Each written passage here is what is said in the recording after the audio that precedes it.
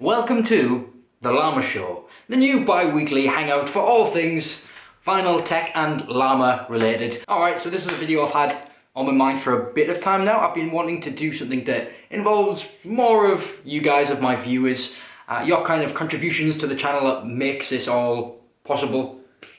So it's going to have like record tech news, it's going to have contributions from viewers, it's going to have vinyl news, all that kind of thing. You'll find out. It also has a really bad name, so if anyone's got a better name, something with a good llama-based pun, then please make this job easier for me.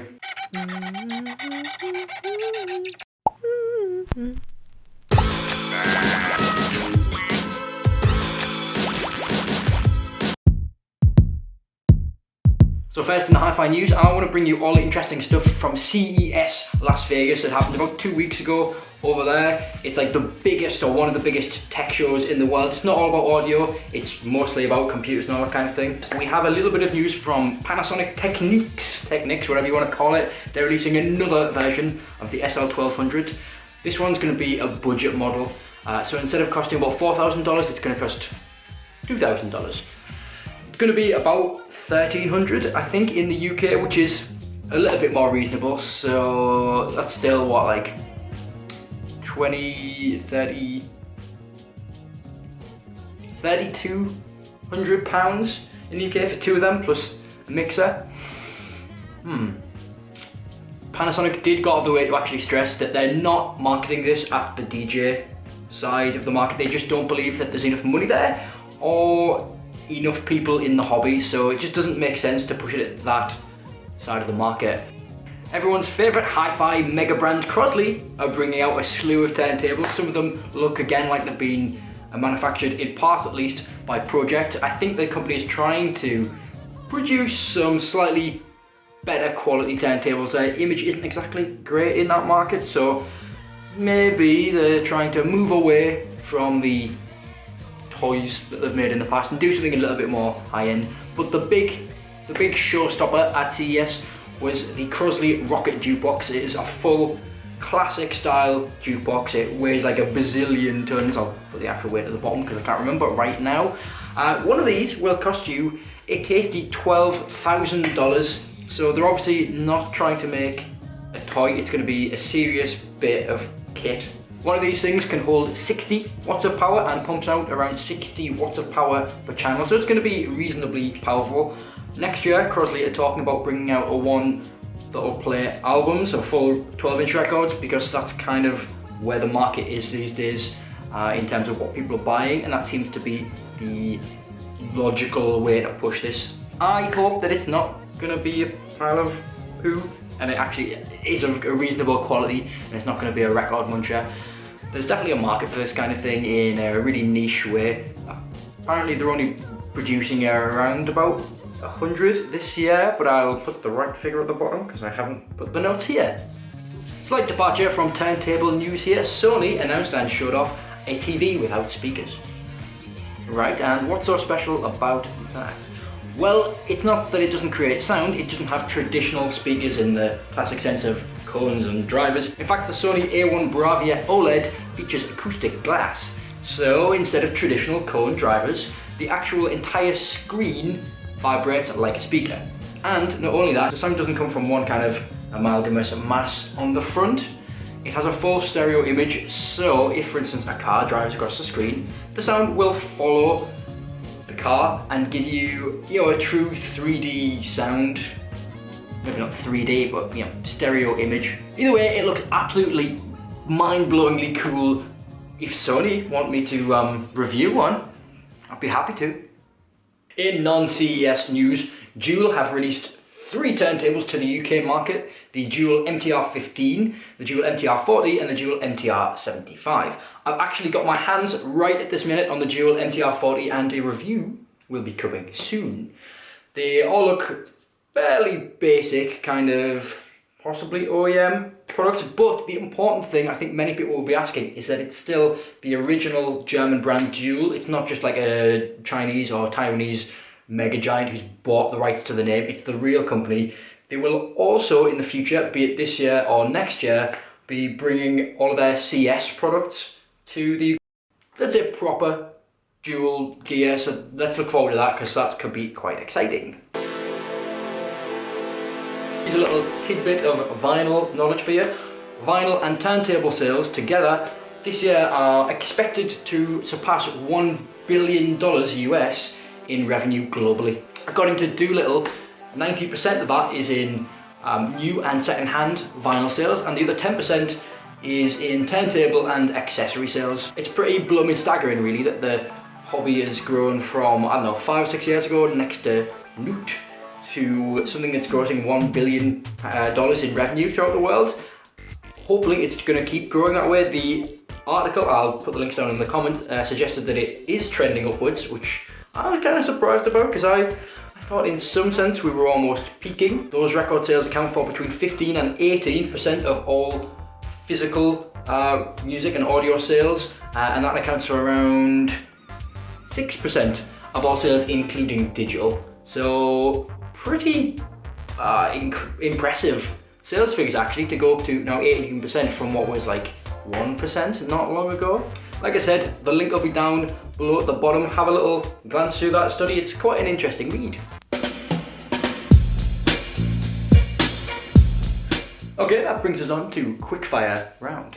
Now, a few of you might have noticed that last week or the week before I did a kind of Ask Llama Q&A style thing.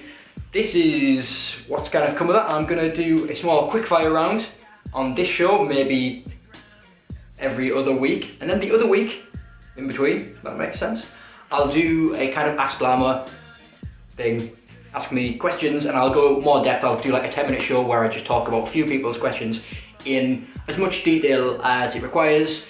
This will be really quick, really easy. Right, I need my glasses for this one. Right, user KCODXF asks, definitely do more Q&A. Well, here we are. My question, I'm interested in the Pro-ject debut carbon DC, but I've read various people having trouble with hum. Is this a real issue or is it due to improper grounding? Well, one of the reasons why Pro-ject decided to use the DC motor, I believe, is to get rid of the previous issue with the old AC motors that was resulting in hum. I was under the impression that it would work, and I do work in a shop that sells Pro-ject turntables actually, and we haven't had any issues with hum with this model. We didn't have many issues with the old one, so I'm not quite sure how to answer that. I think it's been dealt with, but if you have people talking about it, then I wouldn't rule it out. It seems like it's a very circumstantial occurrence, and it doesn't happen to most people. Whether that's anything to do with the electric wiring in where they live, I don't know. But certainly none of my friends who have Pro-jects have had that issue, and very few people I guess who I've sold them to have that issue either. My prehistoric brother Audiosaurus asks, you have the Yamaha AS1100 for some time now, or you have had. How do you like the amp so far? It's a lot of money, but also the best looking one. How do you feel about the AS2100 as its bigger brother? Well, first off, I don't actually own the 20 or the 1100 or the 2100. I did an unboxing, which you can find up here, ages ago when I very first started this channel, and that was just simply unboxing for the shop. I have listened to it plenty, and it is a fantastic sounding amp. Sometimes Yamaha amplifiers regarded as being a bit on the bright side, to the point of being a little bit underwhelming. You certainly don't get that here. It's an astoundingly smooth and big sounding amplifier, and it looks gorgeous. I think the AS2100 is exceedingly specialized. It offers some really niche high-end features that are only going to benefit those with the most high-end speakers and the most high-end equipment. If you're looking at that kind of money, you really have to demo them. For me, the 1100 would do fine by a long way. I don't need the extra power that the 1200 gives, and I don't need many of the extra features. The circuitry is different, so it should sound better. I think the most high-end speakers I've tried it with are the Acoustic Energy reference ones, about £1,500 speakers. They're brilliant sounding speakers. I couldn't hear enough of a difference to warrant the extra expenditure, but if you're spending more on speakers, then that could be worth it. Alright, so next up, Donald Garner asks, where do you get your vinyls? In a record shop. I work in a record shop, so it's usually in the record shop that I work at that I buy them. Otherwise, I try and always shop brick and mortar, but occasionally it's not possible, especially for people in places like Australia and the United States where it's huge and there aren't, I guess, as many brick and mortar places close by to you, in which case, go online. That's it for questions, and thank you for them. If you have any more, like I said at the beginning, ask me them on Twitter, Facebook, or in the comments down below. And now we come to the vinyl vault. The final, or vinyl, section of this show. This is where I showcase all the awesome records, record players, setups that you guys have sent me. I'm going to kick it off with my own because that seems to make sense to do, and well, you can see it behind me, but here's a shot I took one slightly drunken night. My turntable playing whatever record it was, Kvalitak I think? Or is on some kind of powery prog metal. What do you think of the lights? The LEDs, they kind of make it a little bit more exciting, especially with the see-through acrylic platter I've got. Brings it a little bit more life and I can have a different vibe, however I feel that night. Next up, I've got a submission from Michael Snowball, and by submission, I kind of dragged out with him. He's one of my good friends. He very recently, for Christmas, got this turntable. It is the Pro-ject debut carbon, which you might have noticed I recommended on my best turntables of 2016 video. I might have pointed him in that direction, so there you go. He got it in white, which I think looks absolutely awesome. He's got it with a wee phono stage and powered speakers. He tells me he's gonna get a proper amplifier and a proper pair of speakers at some point when he saves up his money. Anyway, I think it looks awesome, and the blue Kvalitak record, a lot of Kvalitak today, looks awesome, man. You're a good guy, Snowy B. This is probably going to seem a bit weird and surreal, isn't it? So this next one is from John Thorne. It's his Rega RP3. He posted this on one of my posts of my turntable when I was talking about my LED lighting that I just set up. And he's done a very similar thing. He's kind of backlit it just in white. It looks so clean, it looks so cool. I really like this setup, man. Awesome. This next one is from someone who's been following my channel for absolutely blooming ages, and I told him absolutely ages ago that I would show off his turntable when I was first kind of coming up with this idea, and that was like months and months ago. It must have been September or August or something like that. His name's Richard Dodman. He comments on a lot of my stuff. He's a really cool guy, but he showed me a setup. He's got I think it's a Technics? Yeah, it is a Technics, isn't it? Yes, with a Shure cartridge. I really like the way he's kind of set everything up around what I assume is an old fireplace. So like the amplifiers in one bit and the speakers are on the side alcovey things. I really like how that all works in that sense.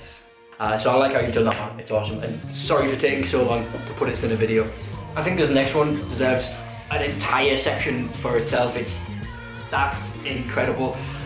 Maybe in the future I'll do like a crazy turntable tech thing, but this is from Marcus Werry, and it is absolutely batshit awesome and crazy and pushes so many of my buttons of ingeniousness and visual deliciousness. So Marcus posted this on the LP and Turntable enthusiasts page on Facebook, which you should join. I'll post a link down below. It's really interesting. There's a lot of very cool people on there with some very cool tech. It's not elitist. It's generally quite a welcoming group who can give you a lot of help, both for low-end and high-end stuff. This is Marcus's floating Thorrence TD 150 turntable. Basically, he's got kids and they run around and cause noise and causes wobbles to your turntables. So he decided to basically mount his turntable on the ceiling, or mount a stand on the ceiling that hangs down and the turntable goes on. It looks absolutely awesome. I love this, and it's so well executed that it just looks mind-blowingly cool. I love this. It's a really kind of simple solution that I'm surprised we don't see more of, and it's certainly not usually done with such elegance and style. Let's not forget about that absolutely bling as hell record puck on top. I don't know where you got that thing, man, but it's awesome on just so many levels. Yeah, tell me what you think, guys, of Marcus's awesome setup, and tell me what you think of that bling as hell record puck. If you want to have your setup featured, or maybe your latest record haul showed on the show, show it on the show. Or even if you want to just show us what you're listening to, send it to me on Facebook or on Twitter, and I will hopefully put it in the next Llama episode. I'd really love to see what you guys are listening to and what you're listening to it on. That would be really awesome. Right, well that just about wraps up this first Llama Show episode. If you do have a better name, then please put it in the comments. Thank you very much for watching, guys. In the coming few weeks, I have a few interesting videos coming up. I've got some reviews. I've got a guide for how to set up your turntable, which I think is long overdue. Again, thank you very much for watching. You're an awesome audience. Click down here for a little review of a handy GPO bag. It's quite nice. And click up here to see the unboxing of those Acoustic Energy speakers. Thanks a lot. Bye.